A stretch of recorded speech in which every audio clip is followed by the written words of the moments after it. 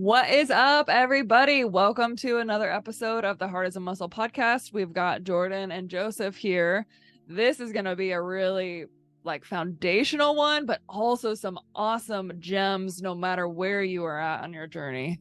Prepare yourself, everyone. We are going to talk about parts work, which is something, if you've listened to this podcast, you have heard it before. We're going to give you the real skinny and give you a real example that happened to us last night. Kind of crazy example. So if you enjoy this, like and subscribe, because we've got all kinds of good stuff coming for you. And enjoy the podcast. Enjoy.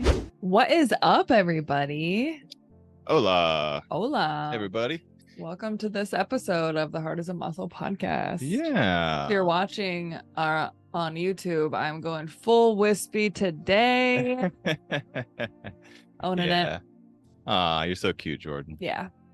Yeah. All right. So let's dig into this episode, because this is going to be a monumental one. This is a really important cornerstone to pretty much all the work we do and how we help people. And how we bear the burden of our humanity. And it's got a little recap story of what happened to us last night here in Puerto Vallarta. Yeah. Do you want to start there? Let's start there, because it was Saturday night and we thought, let's go out and have some din-din somewhere. And there was a place that I really, really wanted to go to because it had a bunch of plants on the outside. Any place that has a bunch of plants on the outside, I want to go to. So yeah, we went to that. We got an Uber there. Yeah, we were kind of surmising, do we want to walk or do we want to grab an Uber? And it's like a 20-minute walk. Yeah. And it was still pretty warm out, but it kind of looked like it was going to be a little stormy. And so we followed Jordan's intuition. We're like, let's just get an Uber there and we'll see how we feel on the way back. And Jordan was all cute and dressed up. She'd gone shopping. Got with a some new friends. outfit.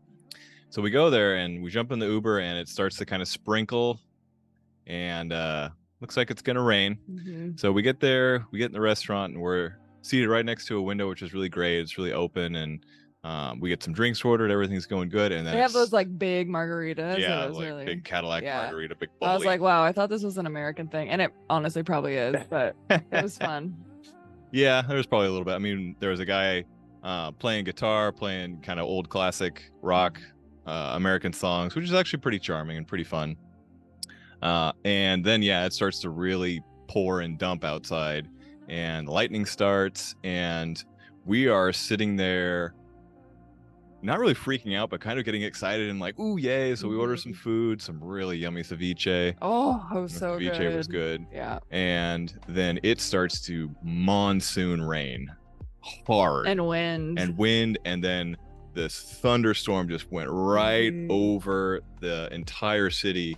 And it got to the point where lightning was striking buildings around us. And it was loud. There was a couple times I almost fell out of my seat. The couple next to us, they had just gotten to Puerto Vallarta. This was their first night. So they were like, what the hell are we getting ourselves into? They had to move tables because there was no glass by their window. And they got one of those big margaritas too. And the rain was just jumping in the margarita. I was like, hey, second drink. So probably in the matter of 30 minutes or so, the street was flooded, flooding hardcore, and people are still kind of driving through it. And the restaurant was on kind of this corner intersection, pretty close to where the beach is, probably a block from the beach. And so you can just see all this water kind of coming down and heading out towards the ocean. And at one point, probably the only point I was like, uh-oh, this could get bad, was when this huge gale of wind came through the whole city and it was like watching a hurricane, and shit started going crazy, getting knocked over. Transformers started popping, the electricity started going crazy. But that passed pretty quick. That was only a momentary thing. Yeah, the wind, but then the rain didn't stop. Yeah, the rain was just hardcore, and the lightning and thunder was probably for an hour or two. Yeah, really intense. We had to change tables because it was too much for us. We were getting dumped on. Yeah, and then so I was like, we should look at the weather to see when this will stop. And then I realized, oh shit, I have no service. My service is down. Yeah, all the Wi-Fi service. You had a little bit of service. I had a little bit. We're like, okay, la cuenta, let's get the check, let's pay. Samsung. Yeah, and so you were gonna order an Uber, and there was nobody doing Ubers. There was no Ubers, and like the internet was so weak that the Uber app was just freaking out. Yeah, I hate the Uber app. And we could hear everybody like honking because nobody wanted to go into the actual intersection because it was so flooded. The water was like really deep because the sidewalks are pretty high. They probably come up to like your knee or thigh height most of the time. And so like the water was up to the sidewalks and just sloshing around everywhere. So everyone drives these little cars over here. And yeah, like if you really went at it with the wrong kind of car, you'd be swimming. Yeah. But eventually we saw someone flag down a taxi and we're like, all right, that's the way to do it. If a taxi comes by, we'll do it. And like the restaurant staff was really awesome. I mean, apparently this is not that big of a deal. This happens every once in a while, every couple of times a season here in Puerto Vallarta. And so they were kind of dealing with it. Like the roof started leaking pretty good, and when the power started like kind of getting crazy, they were like, oh, okay, we need to like handle this. The guy tried to call us, the waiter tried to call us a taxi. He's like, there's no service. No one's like coming. The service is down. We're like, oh shit, because we didn't have any bags or anything like that, so like we could walk home, but our phone would be drenched. And like we had dressed up pretty nice. I just got the outfit. The first time I was wearing pants. Yeah, he wore long pants for the first time. And so eventually we're like, all right, taxi's the way to do it. So we kind of stood out there. There was a little kind of waiting to get a taxi covered area right by the street. And eventually I waved a taxi down and he picked us up and took us home. It probably took us like a half an hour to get home, which is we were probably like 2 miles away from where we live. Like traffic was just bad. It should have been a 4-minute drive. Yeah, it should have been not that big a deal. And then so we the taxi driver kind of takes the back ways to get in there because the main thoroughfare is just totally I told him to take a right like on the main one because I was giving him directions. He's like, I can't, like I literally can't, because it was way too flooded. And so he dropped us off as close as he could get. Yeah, he just kind of dropped us off on the corner, and it was still a cheap ass taxi. I was expecting him to rip us off. No, the prices are great here. Yeah. We gave him a nice tip for fording the river. Yeah. But yeah, so he dropped us off, and you were on the sidewalk side, and I opened up my side, and I'm just like, I got to jump into this gnarly like water. Get off on my side. I thought about it for a sec, but then I was like, well, let's just get eventually we're gonna get going in the river. So yeah, this is all just water washing from the mountains down. He stepped out, and he was like, oh, like he made physical noise. I know what I'm pretty darn. Yeah, it was definitely garbage water, probably garbage water. Sewage water. Yeah, well, when we were driving too, you could see like some of the sewer mains, like what the hell are the things that go on the top of sewer? Oh, manholes? Manholes. The manholes were like bubbling up with water. So I was like, oh yeah, this is definitely like sewage water. Poo-poo water. And so we get on the sidewalk and we're like, all right, where the hell are we? And we're like, okay, we're just like a block and a corner away from our apartment, but we got to cross this main street, and it is a river, like a huge river. And like I mentioned, we're on the sidewalk, and I didn't even think about it. So I was like, okay, well, there's no cars coming, Jordan. Let's go. And so I stepped down into it, and it's like up to my knee almost. Yeah, it was like really deep, swampy sewer water, and it's just like flip-flops. And so he was like, oh, I can't lose these because I don't know what the hell I'm gonna step in. And it was flowing pretty good, so I was just like, it was like a proper river. Yeah. So we made our way across, stomped on up to our apartment. Power was out, but we didn't care. There's a liquor store right on the corner, and there were still people like under some tarps with the power out. They were having a big fiesta. Yeah. So they were. Love it. Yeah, the rain and wind wasn't going to stop them, but we made it home. But anyways, why we're telling you this crazy story was it was kind of scary a couple of times. I got scared for sure. Right? Jordan got scared. Had some anxiety. It was definitely exciting. Quite the adventure. And once we made it home, I was like, okay, phew. Like in a situation like this, especially when you're abroad and you're traveling or anywhere where you're in a crazy situation, it can really make a relationship either work like clockwork or turn into a giant shit show where you turn on each other. Yeah. And so what we want to talk about now, and what the main theme of this episode is parts work. Yay! I love parts work. My favorite thing to talk about. This isn't the first time we've talked about parts work, but this is going to be a very dedicated episode for parts work, and then we're going to relate this back to our little story we just went over on how we used parts work to really work as a team, to have fun with it, even though it was sometimes a little scary and a little bit unsure of what was going on, and how to just be a team. Way to go, team. I know, we were Boom. such a team. We're always a pretty good team. I'm going to hand this over to Jordan because she is Parts Work Academy owner, creator, user, CEO, boss babe, the whole thing. So yeah, take it away. What are parts and what's Parts Work? Okay, so parts are basically like in your inner world. Let's like really start with the basics here. We exist in the outer world, right? That's everything we can see, touch, smell. That's this. Feel. Yeah. That's outer world stuff, right? Then we also have our inner world, which is where our emotions live, which is where our thoughts live. People call it the psyche.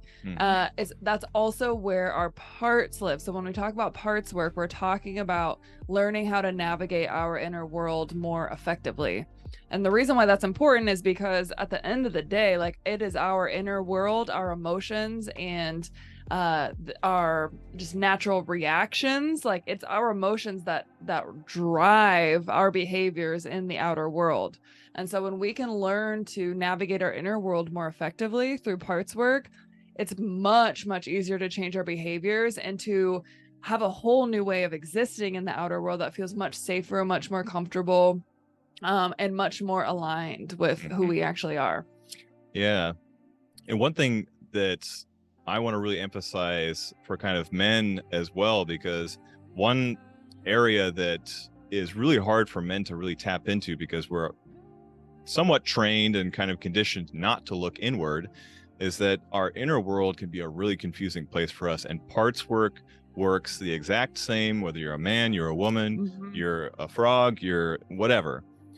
It's just the nature of our humanity. It's the best way I think we've found to communicate with your emotions that turn into your thoughts, your emotions that are your feelings that then turn into your thoughts, that then reflect your actions in the outside world. And so very, very important stuff. We have used it as the cornerstone to everything we do. That's what we teach. It's what we coach. It's what we practice on a day-to-day. Yes. So parts work. So let's talk about your inner world. So through the modality of parts work, which is a pretty cutting edge psychological modality that's just starting to gain a lot of momentum, especially through the internal family systems modality. Such a big fan of internal family systems. Like, if you are looking for any sort of one-on-one support, whether it's a coach or a therapist, highly recommend an internal family systems therapist or a coach that is internal family systems informed, because man, it's going to be a game changer. So let's dive into what parts work actually is. It is in your inner world. It's not just one solitary you in there. In your inner world, it is a whole ecosystem of a bunch of different parts of you that are doing their very, very best to get your needs met. So getting your needs met looks like getting yourself fed, getting yourself shelter, parts that try to help you belong, parts that help you love and be loved, parts that are trying to figure out the problems in your life and help you navigate through them to the other side. All kind of parts of us. And so we have a lot of different needs, and we have parts that can have different opinions about how to get those needs met and like which needs are more important than others.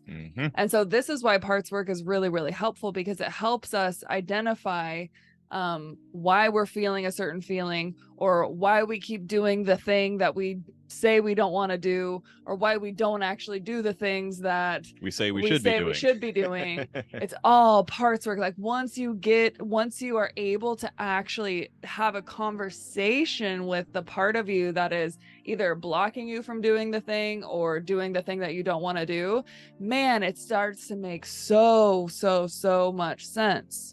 And so parts work is basically, like, if we really want to like boil it down to something basic, it's basically having a conversation with your emotions and having a conversation with your thoughts. And on top of all that, the thing that lies deep within you, which you can call many names. You can call it your divine essence. You can call it yourself. You can call it your highest self, your Shakti, your inner leader.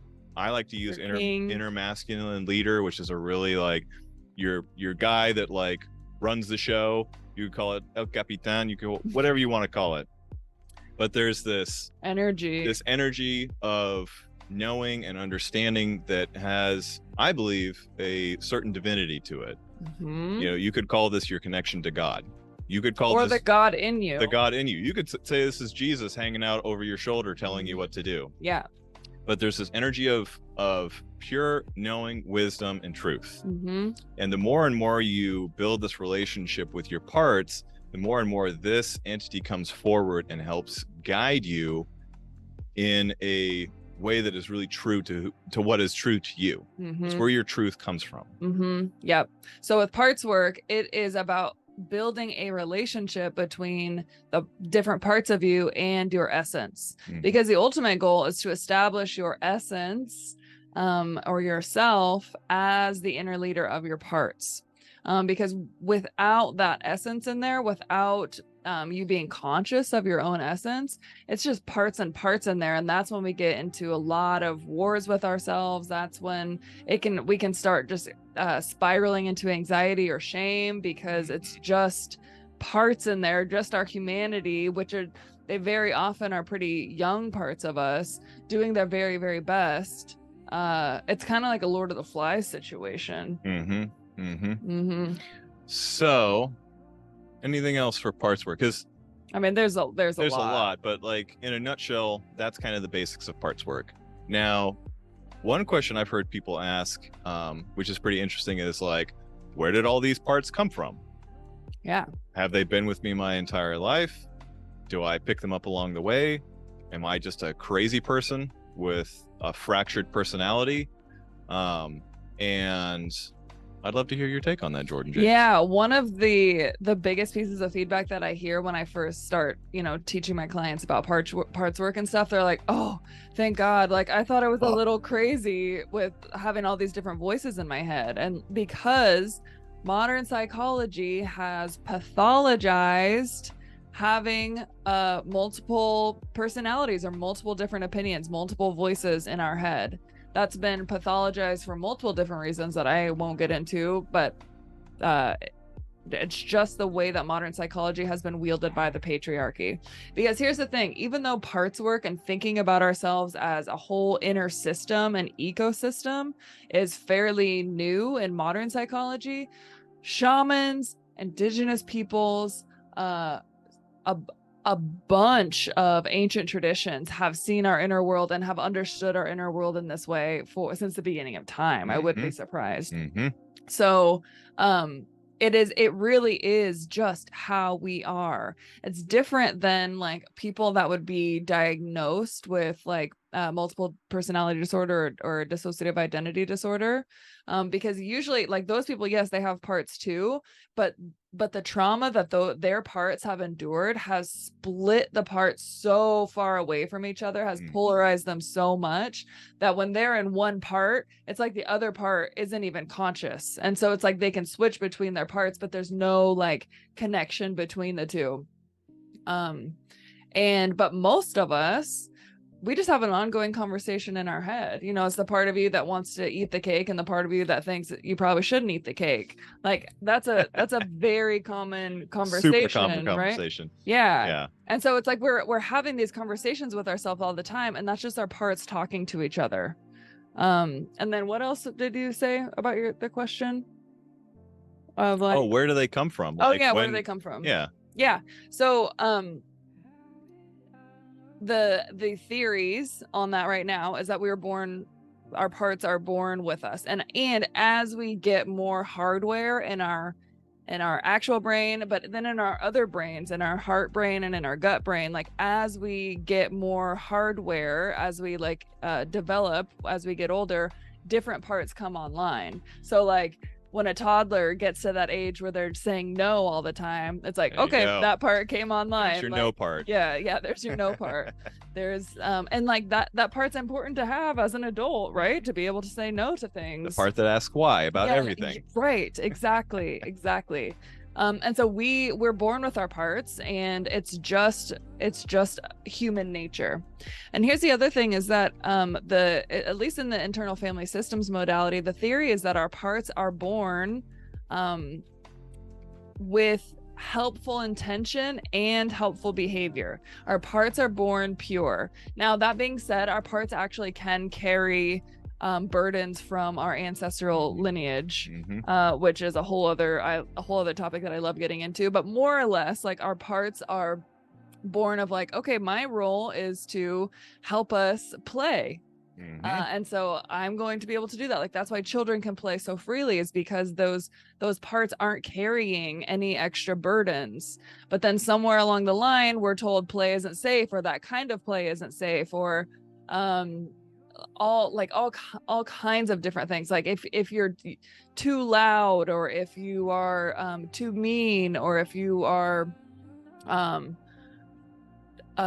not successful enough, like, then you're bad. And so somewhere along the line, we get this idea of like, oh, okay, in order to be okay, I need to be successful or funny or quiet or nice, like whatever it is.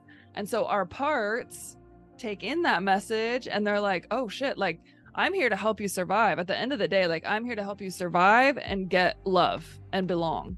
So like, if I need to be quiet in order to belong, if I need to be skinny in order to belong, whatever it is, I am going to twist from that original role that I was playing for you, which is maybe to help you get fed.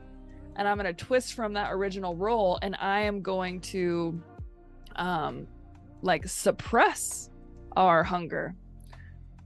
And so, but then if there's a part that usually, like, if you think of your inner ecosystem as like a boat, and there's a part that twists one way of like, okay, we're going to suppress our hunger. If there's only one part that kind of twists one way, the boat's going to capsize, right? And so whenever there's a part that has to twist to take a more extreme role, another part has to twist the opposite way to keep the boat steady. And that is a way that we try to find, that our inner worlds try to find equilibrium through trauma. Yeah, I mean, it's part of the way that, I don't know if you'd call this evolution or whatever, but our mind tries to preserve itself in this way too, where you have a balancing, you have polarities that show up, so that you're not just like, oh, I hate myself so much, and this part just rages, and then you kill yourself right away. Like, there's usually always a counterpart or other parts that have developed along the way that try to help balance out, because there's also a dynamic where you can have one really strong part and then a series of other parts that kind of have counter opinions, and then you get into real crazy dynamics. Yes. That's why this theory, this modality, was kind of based off of families, because the king, our Caesar, our Tsar, Dick Schwartz, the guy who really came up with this, our Lord and Savior, he was a family therapist, and so he started seeing these dynamics show up internally in people while he was helping them with families, and he's like, oh wow, that makes total sense. So there can be real complex dynamics of your parts and how they interact. And for lack of better description, that can be really tough to like reconcile in the outer world. If you're constantly going to war with a whole bunch of parts fighting over whether you should eat the cake or not eat the cake, and yeah, I should just give it to myself, but another part says, yeah, but then you're going to be a fat, stupid idiot. Yeah. And another part, you should be a better feminist than this. You're not supposed to care about your body. And then another part's like, oh, what about your cholesterol? Yeah. So it can get really crazy, and sometimes it can get very savage as well. Like very savage. Parts that really get polarized from each other. The higher the stakes feel, the more savage it gets in there. I mean, one of the things I like to use parts work for to kind of reflect this towards men is when, a lot of veterans are facing suicidal thoughts, like, those are extreme parts of this part trying to save you from the pain of whatever you're facing, whether that's trauma, whether that's injury, whether it's whatever, and it's looking for a way out. And so it pops up the solution of end your life.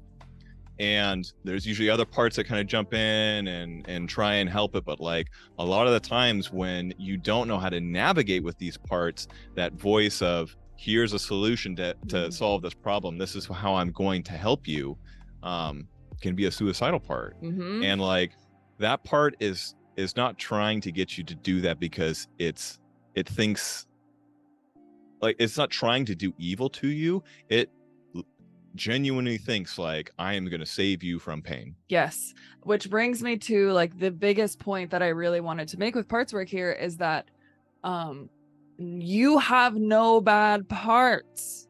And what I mean by that is that the intention of every single part of you is to protect you or help you get a need met. That is the intention of every single part of you. That does not mean that their behavior is helpful or the outcome they produce is helpful, but their intention is to help. And so if we want to change our behaviors, the most effective way to sustainably change our behaviors is to identify the part that is doing that behavior and first validate its intention to help. Validate how it is trying to help you.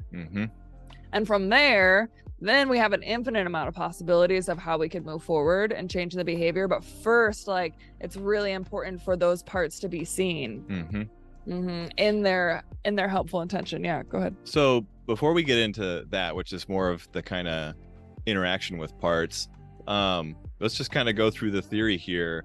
Can you describe some of the typical types of parts that kind of arise for folks? Yeah, the standard ones, and then kind of expand on that too, because I think in general, IFS and parts work is kind of broadening how it describes things as well, which I think is really good. Yeah. So I'll start with some of the people that are, or some of the parts where they're like, surely that part is not a good part. Like, surely that part is bad. It doesn't have any good intentions. One of them is like our angry parts that can just like lash out at people. And then we usually have another part in there that starts to feel really guilty, or that can like shame us for, letting that angry part out again. And that angry part just took over again. And so we make that angry part of us bad because it can harm other people, right? When we actually talk to that angry part, we understand that it knows a thing or two about our worth. It knows a thing or two about our boundaries and when our boundaries are crossed. And if you, as your inner leader, cannot clearly communicate your boundaries, that angry part is going to be your boundaries for you. And so like, even that angry part is doing its best to try to protect you and try to protect your boundaries. So that's one example. Another example is like our lazy parts or our sloth parts, the parts that don't want to do anything, like our depression parts maybe. And like those parts are very often polarized against the part of you that's like just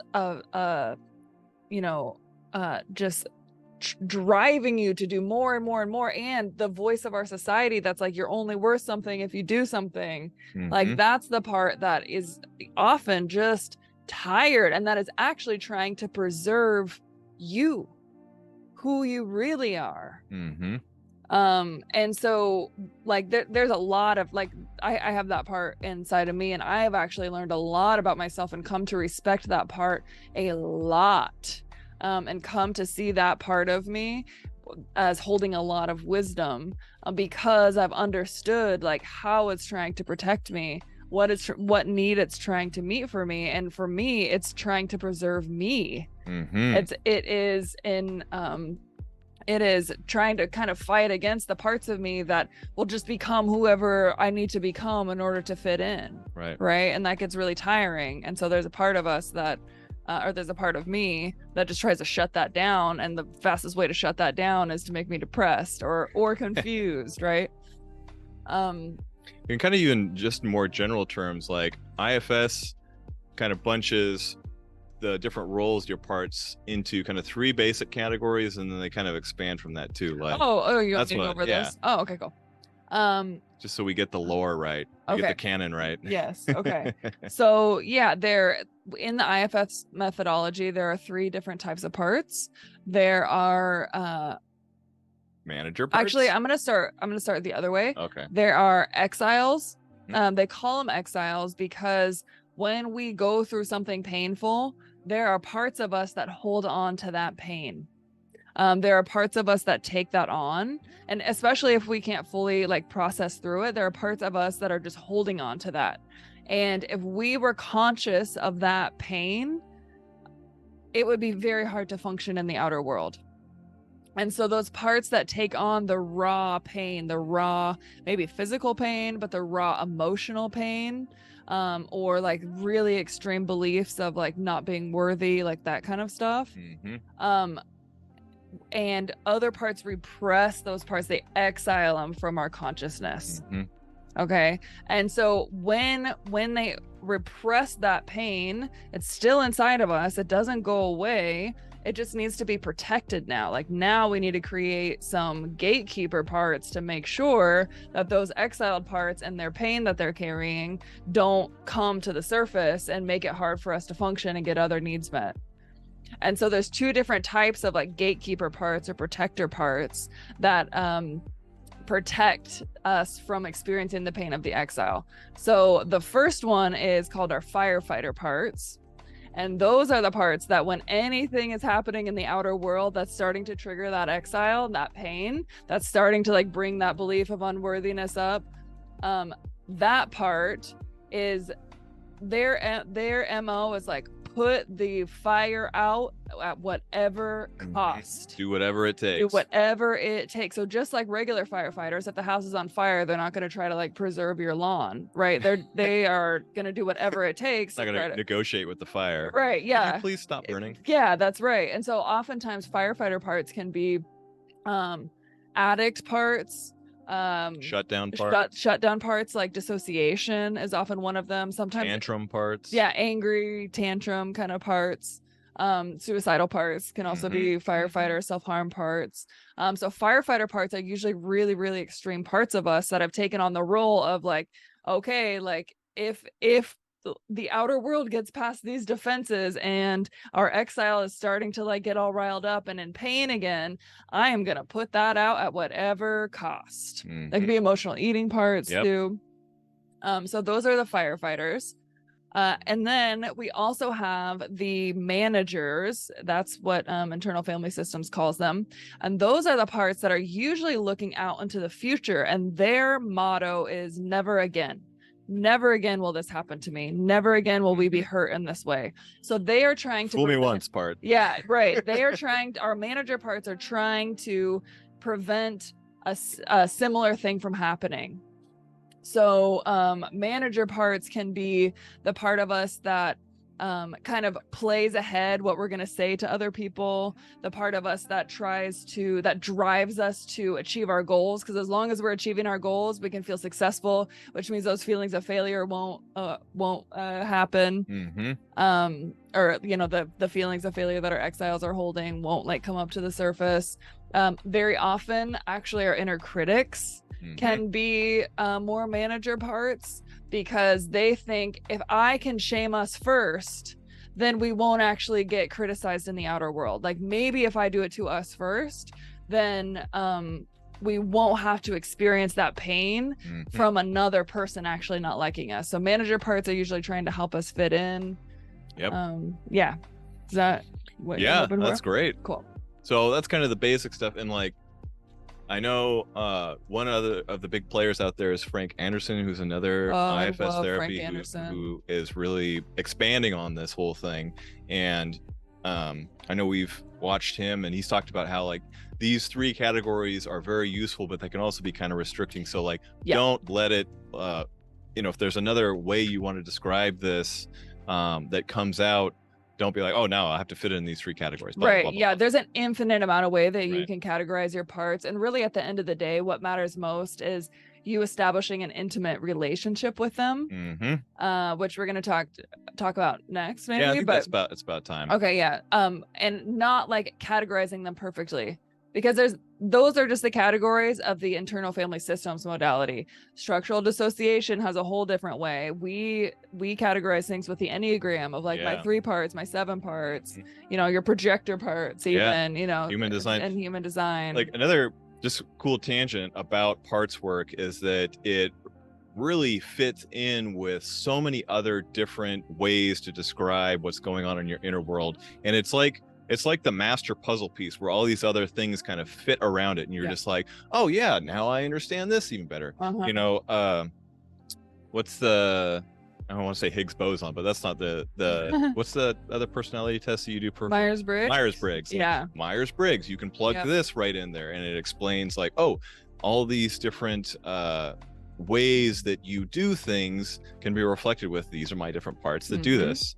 The Enneagram is perfect. Yeah. Blends perfectly. Man, we got to do an episode on the Enneagram because it's parts work in the Enneagram that have really upped our communication game. Yeah. I mean, the next thing which I'm really focusing on is masculine and feminine polarity. Like the literal energetics of your inner world, the polarity of like everything. That just adds another dimension to what you can do with parts work and gives more clarity into like why your parts do things, where they picked it up from, and how to have that conversation and relationship. Because the big thing, which I want to pass the torch to you, is one of the amazing things about parts work is, we always talk about relationships have 3 relationships within them: the relationship with yourself, your partner's relationship with themselves, and then the relationship between the 2 of you. Parts work is how you figure out that relationship between you and yourself. Yes. First and foremost. Yeah, and how you can kind of communicate better in the field that's between us. Right. Yeah. So parts work is so fundamental to that relationship. Yeah. Let's talk about how do you start the conversation with your parts, Jordan? Yeah. All right. For the uninitiated. Yeah, for the uninitiated. So there are a few really simple like trailheads that if you kind of pay attention to those or move your focus to them, you will be able to identify parts. So that is like body sensations. So even physical sensations, like especially things like butterflies in your stomach or a knot in your throat, or tension in your shoulders. Yeah, tension in your shoulders. That's a big one. Headaches. So body sensations, emotions are a huge one. If you are somebody who is adept at identifying their emotions, sometimes I know that's kind of hard to identify, like, what am I feeling? I feel fine. Yeah. So your emotions, and then also your thoughts. So if you can identify a thought and kind of focus on like, okay, yeah, where is that thought coming from? That is a trailhead that will lead you to your part, to a part. And very often, like it can be so hard in the society that we live in because our society encourages us to be very disembodied and not actually in our body. And also our body holds a lot of our trauma and our pain. And so we don't actually want to be in our bodies, but it can be really, really helpful, even if you're starting from an emotion or from a thought, to be like, okay, when I think this thought, like, how does it feel in my body? Like, does it make me like want to curl in? Does it make me want to move towards something? Same with when you're feeling a feeling. So when you can like tie it to how you're feeling in your body, now we're really talking. Like now you've identified a part of you. And so you can hone in about like, let's see, what's a good example? Well, I can do one from the storm last night. Go for it. Yeah. So as the rain was pouring, it wasn't stopping, and then it like really hit me when I didn't have cell service anymore. I was like, oh shit. That's when it was like I was getting like kind of jittery, like I was getting really fidgety. So that's how I was feeling in my body. And I was thinking my mind was going really, really fast. So every time our mind is going really, really fast, that is an indication that we're in a part, by the way, or that we're like kind of seeing through the eyes of a part in our inner world. And so my mind was going really, really fast and I was feeling anxiety. And that anxiety felt like, moving my body a lot, like tightness in my stomach, like I was just like really like tight. preparing to get hit. Yeah. Oh yeah. Mm-hmm. Yeah, totally. Yeah, because parts can literally do that thing where they create a sensation in anticipation of feeling like a physical blow. Yes. Where you're just like tightening up and like scrunching up, like crossing your arms. Last week we were talking about nonverbal communication, and like that's all your parts like unconsciously making you prepare yourself or do something with your body in a way that like they've learned is useful. Yes. So I was able to identify like, oh, okay, yeah, there is a part of me that's really scared. There's a part of me that's really scared right now. And it's like a very powerful part, like especially when it comes to especially like my physical safety, but our physical safety, like when we're afraid for our physical safety, it can be really, really hard to separate ourselves from the part of us that's afraid of our physical safety, right? So it was like, it felt like I was really seeing through the eyes of a part of me that was scared. But it helped get a little bit of separation when I was like, oh, okay, there's a part here that's really scared. And like, just to kind of reflect, I had a lot of parts kind of going last night too. I don't know if I really had parts that were afraid, but I had parts that were like, oh man, this is so cool. Yeah, I had those parts too. I had parts that were just like, wow, we're experiencing like real weather. Like, this is so cool.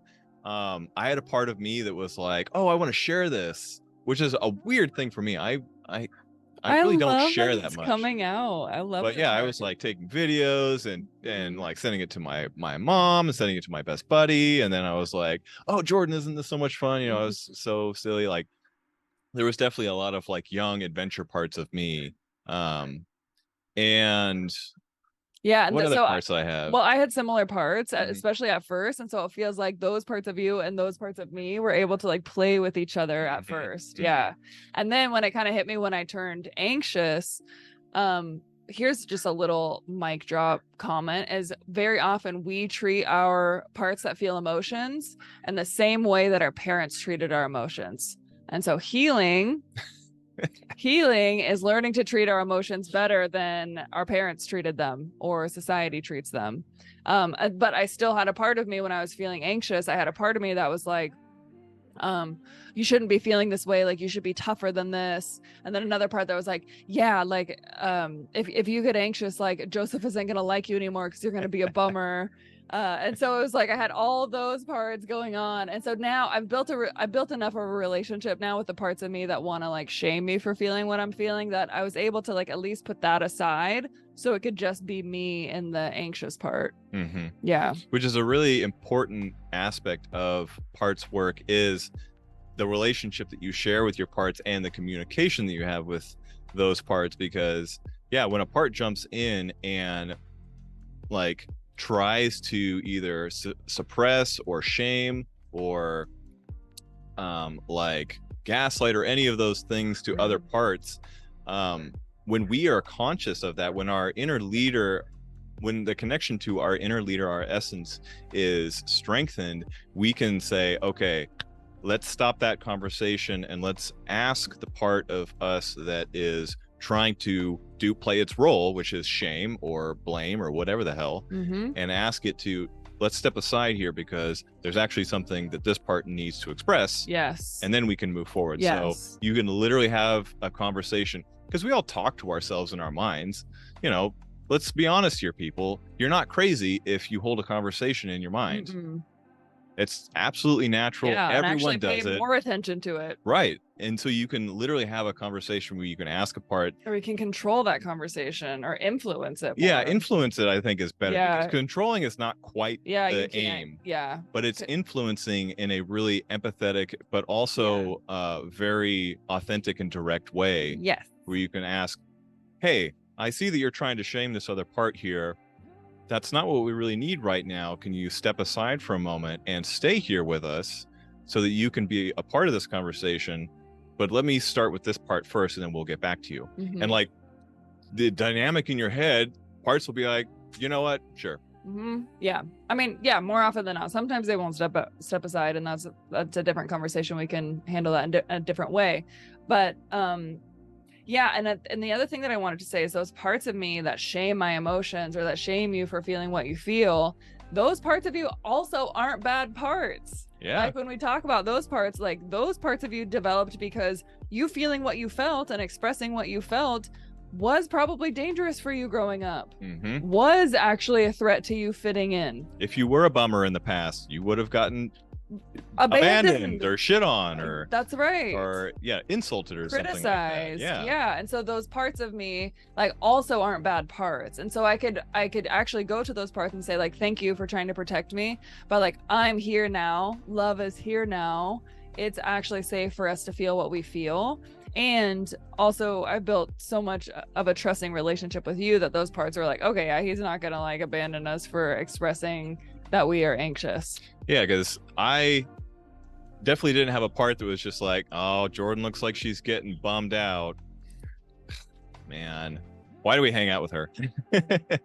A lot of my parts, which really take on, the archetype of that lover who wants to have connection, who wants to enjoy things, who wants to like feel emotions pass between, usually always has its radar kind of going to be like, what's Jordan's parts doing? Let's try and read the conversation. And a lot of the times they pick up on energy, on nonverbal communication, on all kinds of crazy stuff. Their antenna is always going. And so they were kind of picking that up a little bit of like, okay, she doesn't look like she's enjoying this as much as I was. And at the same time, I kind of had parts that were like, this is getting kind of bad. Like, we may need to take some action here. So like, let's prepare ourselves. And it was at that point that you did a really great thing where you started to voice what was going on in you. Being explicit. Yeah. Explicit. Why don't you tell us about that experience, Jordan? Yeah, because as attuned to me as you are, like, you are just very attuned to me and my energy and the fluctuations, but I find that it's really, really important for me to be explicit about something that's happening. And being explicit is like literally say, like, what did I say? I said there's a part of me, or like, I'm starting to get afraid. Yeah, because you like, especially for men and women, like, we intuit things totally different, but we are not mind readers. And we will never be until we figure out how to do that. Yeah. And then we won't need any of this bullshit because we'll just be able to read each other's mind. But like, yeah, this is a very important aspect of the dynamic of the relationship between you two, because it's really your parts talking to your partner's parts. And we're gonna say parts a lot, but like, that's what being explicit really helps, because I definitely had parts that were like, okay, something doesn't look quite right. Like, her energy is a little bit scared. I had other parts where we're like, yeah, we're also kind of feeling that too. So maybe we should pay attention to what's going on with her, see if there's she needs met. And then when you kind of voice it out loud of like, yeah, there are parts of me that are kind of getting freaked out. My parts are like, aha, great. Let's take care of this. And that's usually like in a masculine feminine dynamic, that's really excites masculine parts of me that are like, there's service to be done and there's action to be taken. You know what? Or there's a thing that needs defeated. It's time to like activate lethality here. Oh yeah. Because like we were talking about hailing the cab to get home. There was kind of a conversation of my parts that were just like, yeah, we could walk home. Like if I was by myself, we just walk home. Fuck it. We get wet. Like, who cares? We're not made of sugar and we're tough. Like this is, I think, a thing that men really develop, a part that's just like, you know what? I'm tough. I could take that. I could do that. And like, I've had to develop that part. Yeah. Too. Like my own masculine. Yeah. It's not exclusive to men, but I think a lot of men, it's like a masculine. It's phenomenon. A very masculine phenomenon. And like, that is, how many times has that been important for men to survive? Like, you got to be tough right now. Yeah. And so there was definitely that part of me that was just like, I could just walk home. Like, fuck it. I'd figure out how to like keep my phone safe, whatever. And so that part's just like, yeah, let's just start walking home. Fuck it. Like, let's get out of here. Like, this is getting cray. Let's boogie. We'll tough it out. It's not going to hurt us. And another part of me is just like, yeah, part, but like, Jordan does not look like she's into that. She does not look like she wants to be tough in this situation. So like you could be, and that's totally cool, but like we got to think of a broader solution here. And so at that point, a part of me was just like, okay, Uber's like, that's what we're going to do. We're going to get a ride home. That was the plan. There was a part of me that jumped up, was just like, stick to the plan. I have a very strong stick to the plan part. Yeah, I like whenever that shit part. goes awry, it's just like, no, stick to the plan. Seen too many bad science fiction movies to, no, you always stick to the plan. And so we were like, all right, Uber, here we go. And that eventually failed, where it was just like, okay, we can't stick to the plan. Uber no worky. Uber no worky. And so then the dynamic continues, and all along, like my different parts are kind of communicating, adding to the conversation, and my inner masculine leader is like, okay, very good, now let's hear from this part. Okay, very good, now let's hear from this part. Very good. And along the way, eventually the inner leader is like, okay, everybody, we're doing this part, now let's go. And that is something that like is that masculine integrity, that masculine driving forward that like you need to develop with your inner leader, where it's just like, I don't know if this is the right solution, but this is the solution we're doing, now let's go. And like it's a real true thing of like, this is what I'm going to do in this moment, and if it works, great. If it doesn't, then we'll reconsider. And so Uber no worky, and it's like, okay, well shit, now what? And so a lot of my parts were like, let's just wait this out. We don't have to go anywhere. Like they start going through the reality of it. It's like, we don't need to go anywhere. There's no like rush. We have enough money. We could just stay here. We're fairly safe. You know, we're getting a little wet, whatever. But, you know, let's have a beer. Fuck it. Also, like, what are we going to do when we get home? Like nothing. Sit in the dark, probably. Without AC. Without AC. You know, it's nice and cool here. So there was definitely parts of me that were like, okay, let's just wait this out. And then my other part kind of looked over and was like, I don't think Jordan wants to wait this out. Like, yeah, that may work. Let's voice that. Let's see if she's okay with it. So, you know, we kind of were like, well, okay, let's just chill for a minute. Let's see if we can wait it out. And that didn't really seem like that. Yeah, that worked either. Well, I was like, I did get a little peek at the weather, and it wasn't supposed to stop until like a few hours later. So I was like, man, it might be better to get out of here sooner rather than later.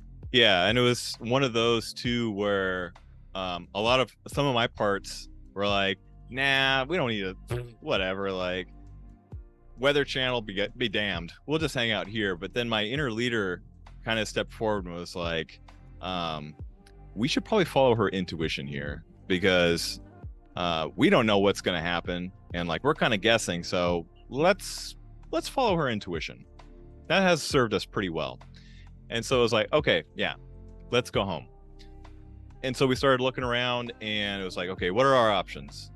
And then the taxi option showed up, and it was just like, absolutely, we're getting a taxi. It's basically the same plan. We know we can get home if we can find one. Like, it's not that bad. These drivers like want money, so we'll pay. We will pay for this to get home. So we hailed a taxi. We got in that one, and it was just like, hell yeah, let's get home. Good thing we got some cash out before we went to the restaurant. That was also my intuition. Another intuition. I know a part of you was annoyed by it, but I was like, nope, we're doing this. It wasn't annoyed. It was just like, okay, whatever. Like, you're probably right. Because I was like, I have enough cash for dinner. Because this is something also too that I think masculine beings kind of do, is we're always looking like a couple of steps ahead, but not like 10 steps ahead most of the time. You know, that usually is like some dedicated planning when you're looking like 10, 15 steps ahead. So I was like looking 2 or 3 steps ahead, where it's just like, we have enough money for dinner, we have enough money to get home, and like, should be good. And your intuition was like, nah, let's just pull out some extra money just to have it. And it was like, okay, great, let's go on a little adventure and make that happen. But I also just want to say, it means so much that you and your parts like value my intuition. In a society that has really like exiled the feminine and makes the feminine crazy, and like doesn't value our intuition and what we say, like it matters so much that you listen to me. Well, it's a combination of doing parts work, understanding masculine, feminine dynamics, like realizing that feminine intuition, which men also have. That's a part of us too. That's where our intuition comes from. And we like to just call it, we're men and we're smart, but like that's feminine energy. And like it has always served us right. I can't think of a time when you kind of were insinuating we do something and then we did it and then we were like, that sucked. It's always kind of like, good thing we did that. Good thinking, Jordan.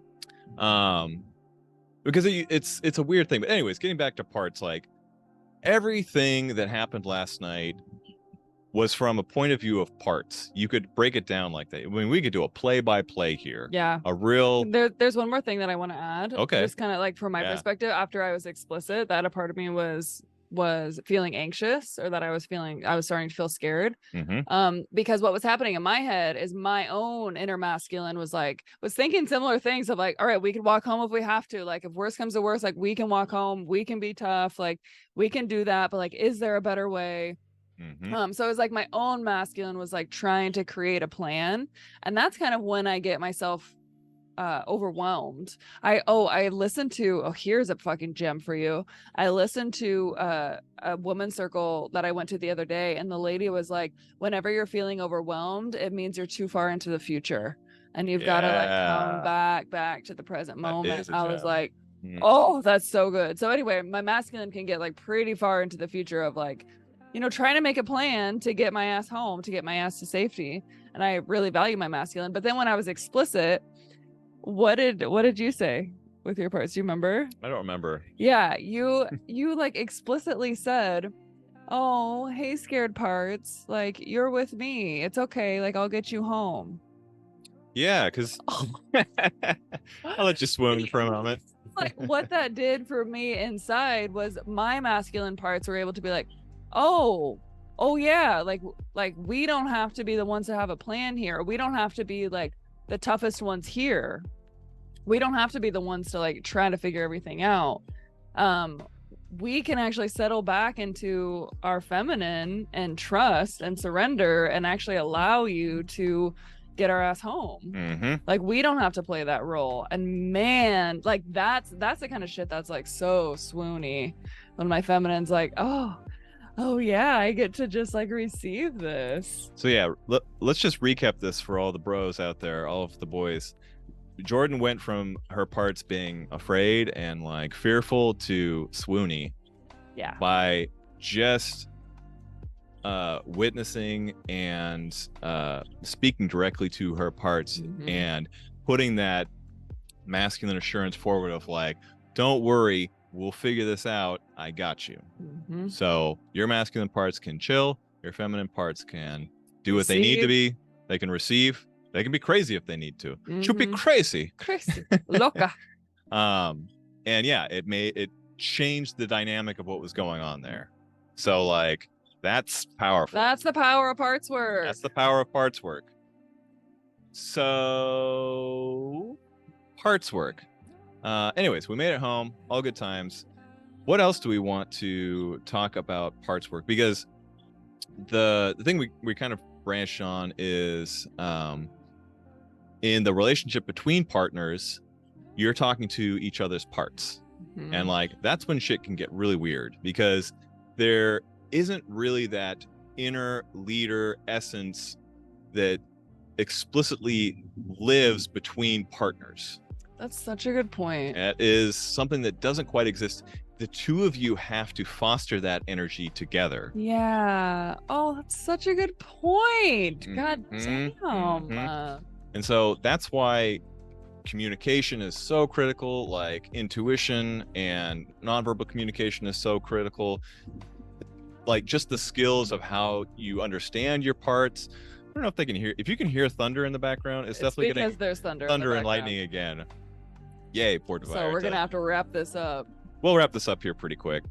We're getting close. But anyways, there's one little nugget I really want to say. Yeah, I've probably said it before on this podcast, but man, it really helped me understand the importance of being explicit for my parts, because so often our parts, especially as a feminine creature, but also I think it goes the other way around, is I want you to read my mind. Like I want you to intuit what my needs are and then meet them for me without me having to be explicit about what's happening inside of me or like what I want or what I need. And very often those are young parts of us that didn't actually get their needs met growing up, because there's really only one relationship where it is healthy for one human to intuit and meet the needs of another human, and that is a parent-child relationship. It is very, very healthy for a parent to intuit the needs of a child and meet those needs, because the child doesn't have the vocabulary, doesn't have the awareness. They need that support. Yeah, to like identify their own needs and much less meet them. It's part of the parent's job to be like, oh, are you needing this? Are you needing this? This is how you get this need met, right? And so often when our parents didn't do that growing up, or even if they did and we just got really used to that, like there comes a time where it's time to be an adult now, and it's time to interface with other adults. And in order to do that as an adult, you've got to be able to identify what you need and be able to be explicit about that. Because if you're not, like, if I am not explicit to you about what I need and I'm expecting you to intuit my needs, I am making you my parent, which means I am making myself a child, which means I'm not actually standing in my adult power that I have. It's a true disempowering thing. Yeah. And like nobody wins. Right. And kind of in the same way, when I'm trying to intuit what you are doing and I make up a story about what I think is going on in your mind, and then I plow ahead with that, I could be absolutely ass backwards about it. Yep. And like then parts of me could get upset of like, why aren't you going along with this plan? I know what you need. You know, whenever you hear someone say like, I know what you need, like, shut up, I'll fix this for you. It's like, that's what's going on, where it's just like, I am intuiting what is happening and making up a story, and I'm going to go with it while totally disregarding what actually is the truth. Yep. What's going on for you. Yep. And so like one way to bridge that gap is if you're starting to get tinglings, like if your intuition is showing up and parts are talking to you, get the hell out of here, these fucking flies. Fucking multiples. To be explicit in the way that you are curious, to be like, hey, you look like you're getting a little frightened. Yeah, like what's happening? Are you feeling frightened, or is something going on? Offer an invitation for them to get clear about who they are and what's happening inside of them. Because very often, like, that's kind of just the prompting that I need to be able to be explicit sometimes, is your curiosity. Because sometimes I don't even know what's happening, much less being explicit about it. So I think the one last thing I want to say about parts, did I just lose my train of thought? Choo choo. It'll come back. Yeah, I've got this fucking flies are attacking me right now. The fly stole it. Yeah, the fly took my thought. It was a really important thing. Well, we were talking about the last thing you were talking about was if you were making up a story in your head. Was it about that? Yeah. Making up stories, intuiting, asking like curiously, like, is there something wrong? Yeah, fuck, I can't remember it. Something about curiosity was a really important, like, help me out here. Curiosity and parts, like, very, very important thing. Yeah. I mean, the thing that's coming to me is there are, like, if you're like, okay, yeah, I want to have an inner leader, I want to establish myself as the inner leader, I want more of that like divine essence energy to be in my inner world, and for that to like navigate my path forward instead of Lord of the Flies parts just like being savage to each other. One of the fastest ways to do that is to look up the 8 C's of essence from the internal family systems modality. So curiosity is one of them. Yep. So curiosity, compassion, creativity, calm, clarity, courage, and confidence, and one more I'm not going to remember. Yeah. But if you clarity, right? I think I said clarity. You said clarity. If you look up those 8 C's, sometimes in a situation where you're like, okay, I'm getting myself worked up, which one of these 8 C's do I need most right now? Which one is most accessible? I might not be able to have compassion for myself, but maybe I can get curious. Yeah, that's a great point. Yeah. We'll wrap it up on that one because that's about a podcast. Yep. And we'll do more about parts work, but really what I hope people take away from this one is kind of the basics of what parts work is, what to do with it, a few examples of how we do it, and like it's an ongoing thing. I remember what I was going to talk about. Of course. So one of the like really great ways to communicate between each other is to speak for a part and kind of separate yourself from the thing that's like being a spaz or needing help or feeling sad, and say, a part of me is feeling this way. Right. And that is way more easy to have empathy and compassion for each other, because you can kind of separate out of, I always love the example that Brene Brown was talking about with, I think it was like her daughter or like a little girl she knew who was in art class, and she was like playing with paints and being all crazy as little girls do, and little boys, I guess, too. And the teacher was like, "Oh, so-and-so, you're a mess." And the little girl turned around and said, "I am not a mess. I am making a mess."